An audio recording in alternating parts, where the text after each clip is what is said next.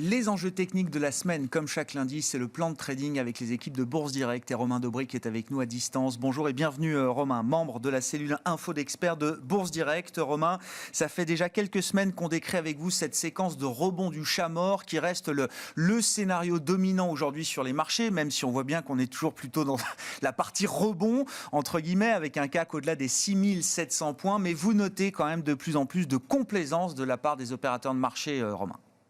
Bonjour Grégoire. Oui, effectivement, c'est toujours ça. On avait ces signaux de faiblesse marqués, des baisses avec du volume, sortie de canaux haussiers et rupture de tendance haussière sur les indices majeurs aux États-Unis, un rebond possible parce que pas de figure de retournement baissière. Et là, on arrive au moment charnière. On a rebondi, on va retester les plus hauts historiques sur le S&P. On les franchit très légèrement. Sur le Dow Jones aussi, le Nasdaq c'est moins bien. Et on arrive avec beaucoup effectivement de complaisance, pas de soutien, aucun intérêt du côté des marchés dérivés. C'est quand même assez étonnant et assez frappant de voir qu'on est à moins de 300 000 contrats futurs ouverts sur l'indice CAC 40. La moyenne habituelle c'est 330, 340 000. Et là, alors qu'on avait reconstruit de l'intérêt depuis toute la période du creux de mars 2020, eh bien on est vraiment 40 000 contrats à moins de 40 000 contrats de moins que la moyenne. Alors on a sensiblement 4 000 contrats ouverts vendredi. C'est la première fois qu'on rouvre des contrats depuis la nouvelle échéance des marchés dérivés d'il y a 10 jours, dans un mouvement qui était une séance de hausse au final, mais dont on se rappelle qu'elle a ouvert sur un gap avec pas beaucoup de soutien et qu'on a passé toute la séance à stagner, voire à faire des replis. Donc on est dans une configuration assez particulière. Et puis surtout, il y a effectivement cette grosse complaisance du côté des marchés dérivés. La volatilité a baissé très nettement. Si on regarde le VIX, il est passé de 28 à 14 en moins d'un mois. On ne voit pas vraiment de raison de cette détente sur des points hauts de marché. Il n'y a pas d'élément très rassurant actuellement. Et puis, du côté des couvertures, on a un ratio de couverture qui est carrément de l'ordre de 2 options d'achat pour une option de vente, ce qui n'est pas normal sur des poids hauts de marché, avec une accélération haussière aussi importante que ce qu'on a connu récemment, et en tout cas qui est complètement à l'inverse de ce qu'on a connu depuis les derniers mois, même si la complaisance s'installait doucement.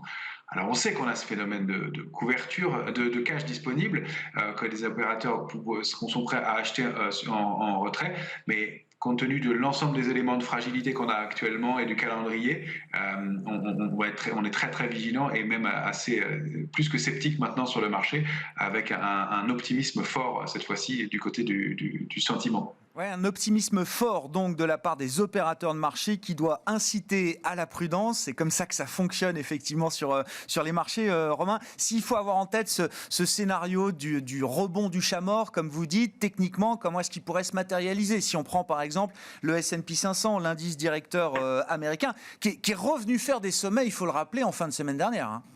Oui, tout à fait, qui se comporte de façon technique parfaite, hein, et c'est là où on trouve les éléments du rebond du chat mort. Vous voyez que l'indice était sorti de son canal haussier de long terme, rupture, on avait ce biseau baissier qui est maintenant en noir, un très fin que j'ai laissé en filigrane, mais qui a touché sa cible, c'était de retourner sur les points hauts, il les a même un petit peu débordés, et on voit que sur ce sommet, il y a un sentiment d'hésitation. La dernière bougie de la semaine, hein, c'est un graphique en journée, mais la dernière bougie de la semaine traduit bien cette hésitation, elle le traduit tellement qu'on ne voit que les mèches et le corps de la bougie est sous juste le niveau de résistance à 4546. Donc ça, c'est vraiment un doji, cet élément qui en haut de marché donne un signal de faiblesse.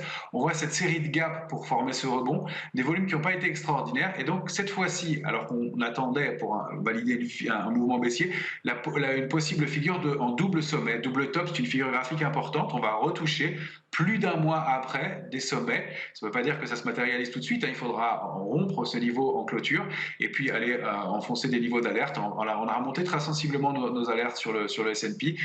Déjà, la rupture des supports tout proches, hein, du dernier gap, donc sous 4500, ce serait déjà un premier signal d'alerte. L'alerte de court terme, elle reste positionnée sous 4283.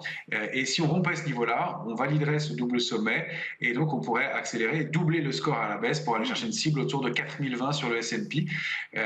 C'est ça c'est vraiment des projections. Bien entendu, on envisage toujours en analyse graphique le scénario inverse. Vous avez compris que c'est pas celui qu'on price le plus, mais si on réussit à déborder 4546 sur au moins 2 ou 3 clôtures, parce que ce sont des niveaux importants, eh bien, on pourra aller accélérer et aller, pourquoi pas, chercher une résistance au-delà de 4720. C'est la prochaine grande cible graphique. Il y aurait pas mal de résistances entre-temps, je ne les ai pas toutes indiquées ici, notamment le fait de réussir à réintégrer le canal haussier de long terme. Donc, on est à un moment charnière. Les deux scénarios sont possibles. Vous avez compris celui qu'on price le plus très nettement. Qu'est-ce qu'on peut dire du Nasdaq? Alors, ce qui est intéressant, c'est que le Nasdaq, lui, a déjà envoyé des signaux de faiblesse, peut-être, Romain. Exactement. Le Nasdaq est plus faible. On voit que lui n'arrive pas à aller rechercher ses tops. Il bute sur son niveau de résistance majeur à 15 460. Il a même fait un avalement baissier dans la journée de jeudi. Donc, dans le rebond, eh bien, la journée de la bougie de jeudi englobe la bougie de mercredi. Petit avalement. Et puis, on voit la dernière bougie de la semaine qui bute sous ce 15 460 et avec un volume qui est nettement supérieur au jour précédent. Donc, un volume plus lourd dans la baisse. Et puis, avec des divergences graphiques aussi. Je n'indique pas les oscillateurs sur ces graphiques, mais on a des divergences graphiques qui se matérialisent en journalier. Donc voilà, pareil, un scénario, vous voyez qu'on price plus fort baissier, en tout cas de stagnation au moins dans un premier temps, avec un retour sur le niveau d'alerte de court terme 14 526, et puis évidemment si on arrive à dépasser les tops 15 576, pourquoi pas aller chercher des extensions que vous voyez plus haut. Encore une fois, il va falloir beaucoup de relais et les signaux de faiblesse, de fragilité sur les technologies que la semaine dernière, on a vu des signaux de faiblesse assez marqués en séance ou en clôture, avec des alertes sur Facebook qui perdaient 6,5% sur des annonces avec Snapchat, sur le changement de politique de confidentialité d'Apple, etc. Tous ces éléments montrent qu'il y a de la fébrilité dans le marché et un rebond pareil qui se traduit avec des absences de soutien, avec des volumes qui ne sont pas très forts et qui, pour moi, reste pour l'instant drivé par des mains faibles, de la spéculation et beaucoup de techniques, mais pas de gros soutien. Bon, un moment de vérité cette semaine pour les GAFAM, avec déjà ce soir les résultats de Facebook et puis tout au long de la semaine les résultats des autres grands groupes technologiques américains. On aura demain Alphabet, Google et Microsoft, et puis on trouvera un peu plus tard Apple et Amazon qui publieront jeudi soir après la clôture des marchés américains. Ce qui est intéressant, Romain, c'est que si on prend alors la vision la plus large possible sur les actions mondiales avec le MSCI World, on trouve là aussi cette situation technique compliquée éventuellement, quand on regarde un indice aussi large que le MSCI. Oui, effectivement, vous l'avez ici sous forme de panier, sous forme de tracker, mais on voit la même réaction sur le S&P, un rebond sur un niveau de support intéressant, et on bute et au point près sur les tops et le niveau de résistance, en tout cas de septembre. On y arrive non seulement avec pas beaucoup de force, des bougies d'hésitation, on voit ce pendu, cette dernière bougie avec un petit corps tout en haut d'une mèche. En haut de marché, c'est pas excellent comme signe. Ça, c'est à vendredi soir. Et surtout, on voit que cette hausse se forme avec une série de gaps qui est impressionnante. Et on en compte au moins 5. Et donc, ça montre que cette absence de pression qui est très visible, on l'avait sur les autres indices, mais c'est encore plus visible sur le MSCI sur cette forme-là. Et alors, avec une divergence de volume équivalente depuis 4 séances, le niveau ne fait que baisser alors que le marché monte.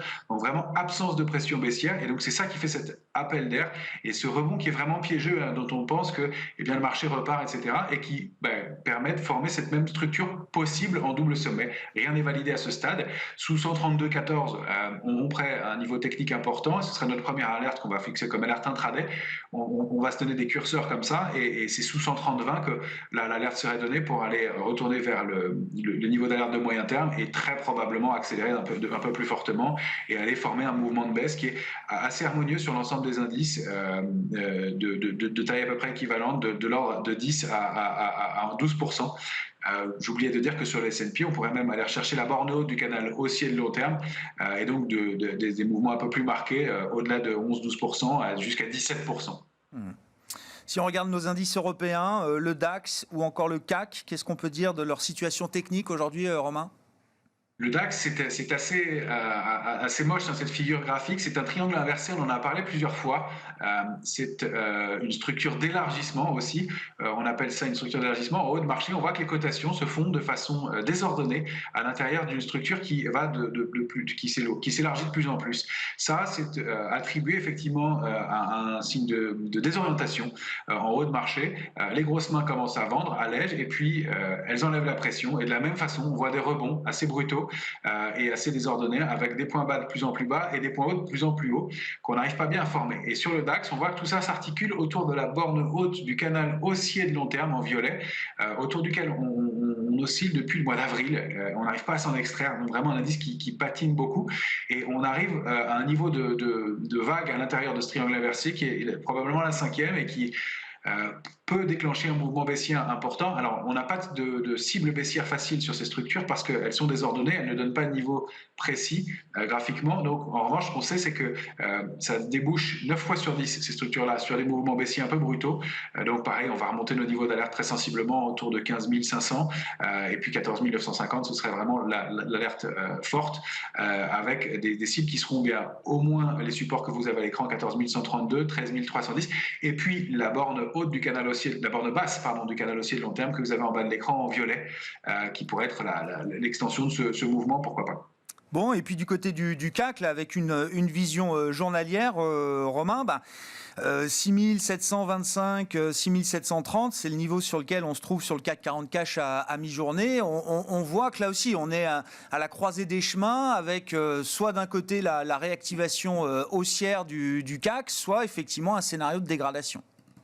C'est là où effectivement il ne faut pas avoir de biais, même si vous avez compris mon biais actuellement dans le marché, mais on est sorti d'un triangle symétrique qui était large, celui que vous voyez en noir, qui doit donner une impulsion haussière. On a formé après ça un autre triangle symétrique plus petit que vous avez en bleu, dont la cible haussière est 6803. Donc le mouvement reste haussier à court terme. Il est un peu neutralisé à moyen terme. On doit accompagner ce mouvement-là, et vous voyez ces bougies prises encore ce matin avec une accélération haussière, la bougie verte, une bougie d'indécision derrière, et la dernière bougie, une grande bougie rouge qui pourrait valider donc un signal ce qui donne toujours des signaux de doute sur le marché et surtout de manque d'intérêt de momentum. Et on considérait que la dynamique haussière pourrait être vraiment réactivée à moyen terme si on arrivait à clôturer au-delà de 6735 un peu sérieusement. On l'a fait péniblement vendredi soir, et dès aujourd'hui, on rebaisse, on ouvrait dans le vert, et tout de suite, à peine le marché ouvre, on rebaisse dans des volumes anémiques avec pas de soutien et une impulsion qui n'arrive pas à se mettre en place et qui date de mi-octobre maintenant. Donc 10 jours à gagner une centaine de points, c'est trop faible. C'est vraiment un signe pareil de grande faiblesse dans le marché. Donc on monte nos niveaux d'alerte à court terme 6606, à moyen terme 6558. Sous ce niveau-là, on déclencherait une impulsion baissière plus marquée du même ordre que pour les autres indices. Un mot rapide pour conclure, Romain, de l'once d'or qui franchit en ce début de semaine à nouveau le seuil des $1800. Oui, c'est important, vous le voyez, une réaction qui permettrait, au-delà de 1814 $ l'once, de réintégrer le canal haussier de long terme. On flirte avec ces niveaux ce matin, et puis l'intérêt spéculatif remonte un petit peu, de même que pour l'argent. Alors peut-être un peu de flottement à court terme, puisque l'argent vient de toucher sa cible qu'on avait évoquée il y a quelques temps, aux alentours de 24,85, mais elle est en train de déborder sa résistance majeure à 24,40. Pareil, avec un peu de soutien du côté de la position nette spéculative. Donc des actifs à surveiller dans ce marché qui est un peu sensible, un peu fragile. Merci beaucoup Romain. Romain Dobré avec nous chaque lundi dans Smart Bourse à la mi-journée pour le plan de trading avec les équipes de Bourse Direct.